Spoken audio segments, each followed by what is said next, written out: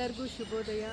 ಇವತ್ತು ನಾವು Lions club Sanjaynagar ವತಿಯಿಂದ 69ನೇ ಕನ್ನಡ ರಾಜ್ಯೋತ್ಸವನ ನಾವು ಅಂದರೆ ಗೆದ್ಲಹಳ್ಳಿಯಲ್ಲಿರುವ ಸರ್ಕಾರಿ ಶಾಲೆಯಲ್ಲಿ ನಾವು ಆಚರಿಸ್ತಾ ಇದ್ದೀವಿ.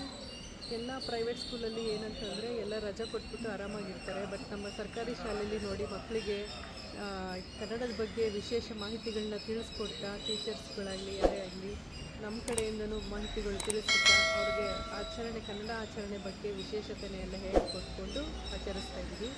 ದಯವಿಟ್ಟು ಎಲ್ಲರೂ ಸರ್ಕಾರಿ ಶಾಲೆಗೆ ಬಂದು ಆಚರಿಸೋಣ ಅಂತ ಕೇಳ್ಕೊತಾ ಇದ್ದೀನಿ.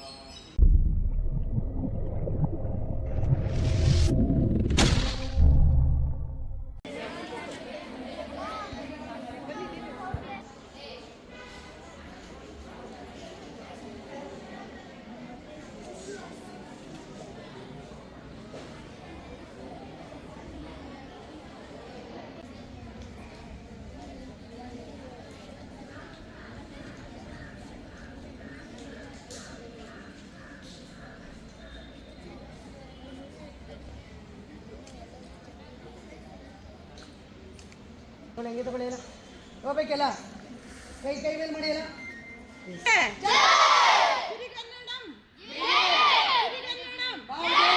ಕನ್ನಡವೇ ಸತ್ಯ, ಕನ್ನಡವೇ ಸತ್ಯ. 69ನೇ ಕನ್ನಡ ರಾಜ್ಯೋತ್ಸವಕ್ಕೆ ಎಲ್ಲರಿಗೂ ಶುಭೋದಯ. ಇಂದು ನವೆಂಬರ್ 1 ಕನ್ನಡ ರಾಜ್ಯೋತ್ಸವದ ದಿನ. ಸಮಸ್ತ ಕನ್ನಡಿಗರಿಗೂ ಕನ್ನಡ ರಾಜ್ಯೋತ್ಸವದ ಆರ್ಥಿಕ ಶುಭಾಶಯಗಳು. ಈ ವಿಶೇಷ ದಿನದಂದು ಕನ್ನಡ ನಾಡಿನ ಬಗ್ಗೆ ಮಾತನಾಡಲು ಒಂದು ಸ್ವಲ್ಪ ಇಷ್ಟಪಡ್ತೀನಿ ನಾನು. ಕರ್ನಾಟಕವು ಮೊದಲು ಮೈಸೂರು ರಾಜ್ಯ ಆಗಿತ್ತು. 1956 ನವೆಂಬರ್ 1ರಂದು ದಕ್ಷಿಣ ಭಾರತದ ಕನ್ನಡ ಮಾತನಾಡುವ ಪ್ರಾಂತ್ಯಗಳು ಸೇರಿ ಮೈಸೂರು ರಾಜ್ಯನ ರಚಿಸಲಾಯಿತು. 1973 ನವೆಂಬರ್ 1ರಂದು ರಾಜ್ಯದ ಹೆಸರು ಕರ್ನಾಟಕ ಎಂದು ಬದಲಾಯಿಸಲಾಯಿತು. ಇದಕ್ಕಾಗಿ ಶ್ರಮಿಸಿದ ಕನ್ನಡದ ನಾಯಕರುಗಳಿಗೆಲ್ಲ ಅಭಿನಂದನೆಗಳು.